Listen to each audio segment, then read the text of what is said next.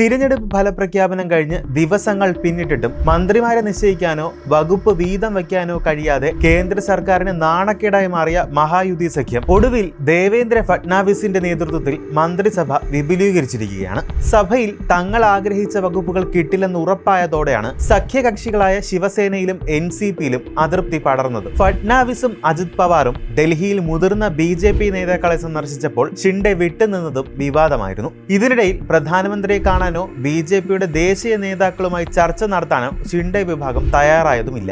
ആഭ്യന്തരം ലഭിച്ചില്ലെങ്കിൽ BJP വർഷങ്ങളായി കൈകാര്യം ചെയ്യുന്ന റവന്യൂ വകുപ്പ് കിട്ടുക തന്നെ വേണമെന്നായിരുന്നു ഷിൻഡെയുടെ പ്രധാന ആവശ്യങ്ങളിലൊന്ന്. മുഖ്യമന്ത്രിയായി ദേവേന്ദ്ര ഫട്നാവിസും ഉപമുഖ്യമന്ത്രിമാരായി ഏക്നാഥ് ഷിൻഡെയും അജിത് പവാറും സത്യപ്രതിജ്ഞ ചെയ്ത് ഒരാഴ്ച പിന്നിട്ടിട്ടും മന്ത്രി പദവികൾ സംബന്ധിച്ച് തീരുമാനത്തിലെത്താൻ കഴിയാത്തത് മഹായുതിക്ക് വലിയ ക്ഷീണമാണ് വരുത്തിവെച്ചത്. പൊട്ടിത്തെറികൾക്കൊടുവിൽ സഭ വിപുലീകരിക്കുമ്പോൾ BJPക്ക് 19 മന്ത്രിസ്ഥാനങ്ങളും ഷിൻഡെയുടെ നേതൃത്വത്തിലുള്ള ശിവസേനയ്ക്ക് 11ഉം അജിത് പവാറിന്റെ നാഷണലിസ്റ്റ് കോൺഗ്രസ് പാർട്ടിക്ക് 9 മന്ത്രിസ്ഥാനങ്ങൾ ലഭിച്ചു. മുഖ്യമന്ത്രിയും 2 ഉപമുഖ്യമന്ത്രിമാരും ഉൾപ്പെടുന്ന മന്ത്രിസഭയുടെ അംഗസംഖ്യ 42ആയി. സഖ്യത്തിലെ പല മുതിർന്ന നേതാക്കളും പുതുമുഖങ്ങൾക്കായി വഴിമാറിക്കൊടുത്തിട്ടുണ്ടെന്നാണ് വിവരം. നിയമസഭയുടെ ശീതകാല സമ്മേളനത്തിന് ഒരു ദിവസം മുമ്പ് മാത്രമാണ് പുതിയ മന്ത്രിമാർ സത്യപ്രതിജ്ഞ ചെയ്തത്. 39 പേരാണ് അധികാരമേറ്റത്. BJP, ശിവസേന, NCP എന്നിവയിൽ നിന്നുള്ള അംഗങ്ങൾ ഉൾപ്പെട്ടതാണ് മന്ത്രിസഭ. ചന്ദ്രശേഖർ ഭവൻകുലെ, രാധാകൃഷ്ണ വിലെ പട്ടേൽ തുടങ്ങിയ പ്രമുഖ BJP നേതാക്കളും പാർട്ടിയിലും അവരുടെ മണ്ഡലത്തിലും തങ്ങളുടെ നിർണായക പങ്ക് ഉയർത്തിക്കാട്ടി സത്യപ്രതിജ്ഞ ചെയ്തു. അതേസമയം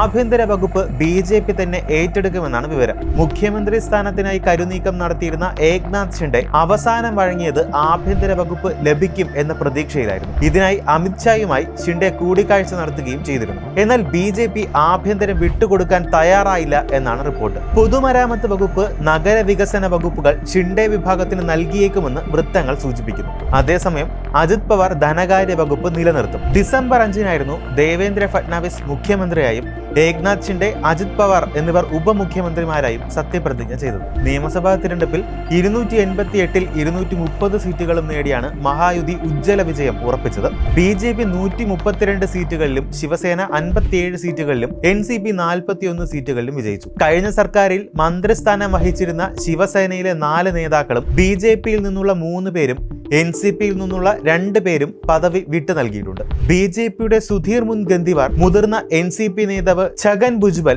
ശിവസേനയുടെ അബ്ദുൾ സത്താർ എന്നിവർ മന്ത്രിസഭയിൽ ഇടം നേടാത്ത പ്രമുഖരാണ്. മറാത്ത, OBC, SC/ST വിഭാഗങ്ങൾ ഉൾപ്പെടെയുള്ള ജാതി സമവാക്യങ്ങൾ സന്തുലിതമാക്കാനും പ്രാദേശിക സന്തുലിതാവസ്ഥ കൈവരിക്കാനുമുള്ള ഫട്നാവിസിന്റെ ശ്രമങ്ങളുടെ ഫലമാണ് മന്ത്രിസഭയിലെ പഴയ ആളുകളെയും പുതിയ ആളുകളെയും ഉൾപ്പെടുത്തിയ സഭ. പുതിയ അംഗങ്ങൾക്കൊപ്പം മുഖ്യമന്ത്രിയും അദ്ദേഹത്തിന്റെ ഡെപ്യൂട്ടിമാരായ ഏക്നാഥ് ഷിൻഡെയും അജിത് പവാറും ഉൾപ്പെടെ ഫട്നാവിസിന്റെ നേതൃത്വത്തിലുള്ള മന്ത്രിസഭയുടെ അംഗബലം 42ആയി ഉയർന്നു. സഖ്യകക്ഷികളിൽ ഏറ്റവും വലുതെന്ന നിലയിൽ BJP 19 മന്ത്രിസ്ഥാനങ്ങൾ നേടിയപ്പോൾ ഷിൻഡെയുടെ നേതൃത്വത്തിലുള്ള ശിവസേനയ്ക്ക് 11ഉം അജിത് പവാറിന്റെ നാഷണൽ കോൺഗ്രസ് പാർട്ടിക്ക് 90 മന്ത്രിസ്ഥാനവുമാണ് ലഭിച്ചത്. കൂടുതൽ വാർത്തകൾ ലഭ്യമാകാൻ ഞങ്ങളുടെ channel like, share and subscribe ചെയ്യുക. സബ്സ്ക്രൈബ് ബട്ടണിലെ ബെൽ ഐക്കൺ എനബിൾ ചെയ്യാനും മറക്കരുത്.